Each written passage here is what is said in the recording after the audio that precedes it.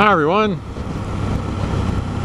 me again from sunny and partly cloudy Smyrna, Georgia on a lovely day. It's a little bit chilly out today, and as you can see, I'm on the Spyder today, and there's a reason for that. As many of you know, Susan and I used to ride the Spyder together for a long time, and then she got her own license, and so she's pretty much taken over the Spyder.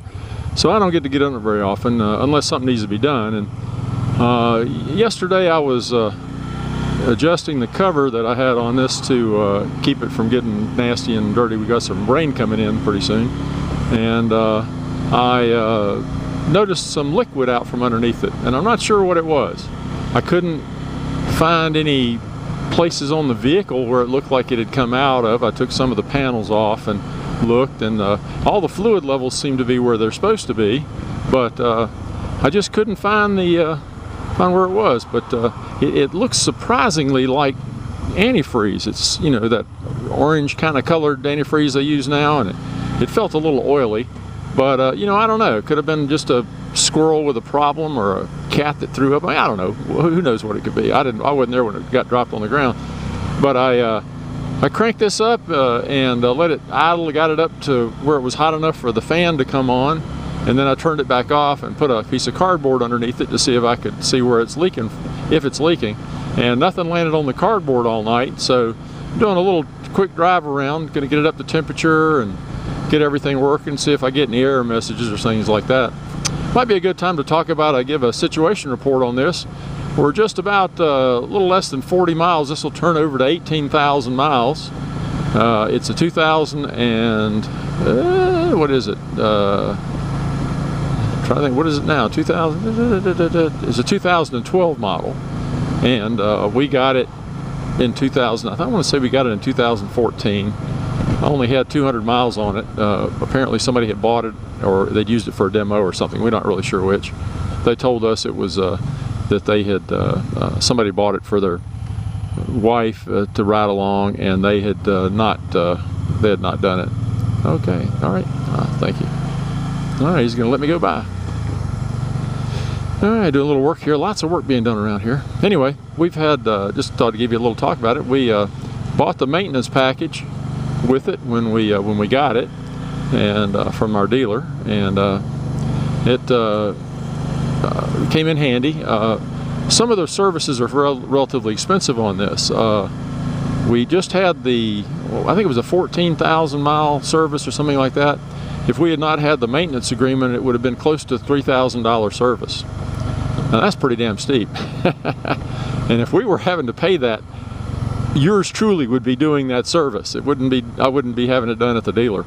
That's just too daggone much money. But because we had already bought the maintenance package, that took care of it. And as of July of this year, we're no longer covered under the package that we got. So the next one, we'll have an oil change coming up here before too long, and then I think it's another about 10,000 miles before there is a really major one. And I'll do it, whatever it takes. I'll do it, or you know, who knows? Maybe we'll trade it for something different. We've had really good luck with the Spyder. We've had a few things that have gone wrong that I've documented. When we originally bought it, we had to have the heat kit put on. This particular model with this engine would get hot just sitting in traffic, and a couple of them caught on fire. They had to change some of the fuel system out. They increased the cooling capacity of the radiator system, and we've had no problems with that. It never gets hot. Don't matter how hot the temperature is or how long we let it sit and idle. It never gets above a certain, about where it is on the gauge right there. That's the gauge right there. It never gets much more than that right there. And so that worked out real good. We've had the few issues with our dealer, a couple little things. They broke one of the mirrors during one of the services and didn't want to own up to it, but it was a $6 part, a little keeper that holds the mirror on, and I went ahead and bought it and just said, oh, the heck with it, and put it on, and I've been very happy with it ever since. But we've had one front tire replaced. We have not replaced any the other two tires yet, so we're doing really good, I think, on our mileage for the tires.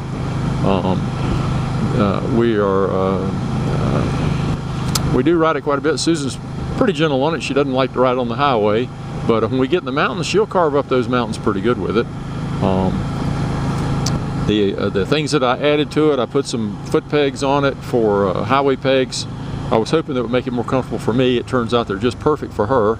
I did replace the front shocks with some that are adjustable, because I noticed with the two of us on it, it had just entirely too much dive on under braking and lean under turning. And if I crank those bad boys up all the way, they do a really good job, and they keep us from doing too much lean on it. But I highly recommend a Spyder. If you ever, a lot of people say, "Oh, I'll never get a Spyder. I'll stick on my two wheels." These things are a blast to drive. I mean, this is the touring version, the luxury version. It had all the bells and whistles on it. Even came with luggage that fits in the side pods, and it's a blast to drive. If you've ever ridden a four-wheeler, out in the woods or dirt, a field or anything like that, it has a very similar feel to it when you're riding it. If you were in the dirt, you'd be steering this with the throttle. The back end would kick out and you'd steer it around corners like that. On the street, that's not possible, because Can-Am has, in their wisdom, has installed Nanny, and Nanny will not let you do that. Nanny will actually come on and disengage the throttle and take over to keep you from what it thinks doing is something bad, turning over or something like that. But in all the time I've had it, and I've run it pretty hard, I've never had Nanny come on, so I must be doing something right. So we'll just see how that goes too. But again, I'm just riding it around. I just noticed the temperature dropped down a little bit, so it makes me think the fan came on, although I don't think it needed to. But so far so good. I would think if I was losing coolant, I would be getting hotter instead of cooler. So it's a relatively cool day today. I'm already cold. I've just been on it just for a few minutes. But this does have heated grips, and we certainly could get a heated seat for it if you had those. And the wind pretty much stays off your feet. And on this one right-hand side, you've got a blowtorch coming off the radiator usually, where you can keep at least 1 foot warm. So again, we really like it. Price-wise, I think it was a little expensive for as much plastic as there is on this. It's kind of expensive. You can buy a really nice, when you compare these head up, I think in 2012 when this was made, you could buy a really nice Gold Wing motorcycle, fully dressed out, for about what this was costing. But again, we bought it used. We saved a lot of money on it buying used. And they do have, Can-Am is always changing things up. They've come out with a new model called the Riker, which is aimed at the, I'm assuming it's aimed at the first-time buyer, and young people. It starts at $8,500, and that's damn cheap.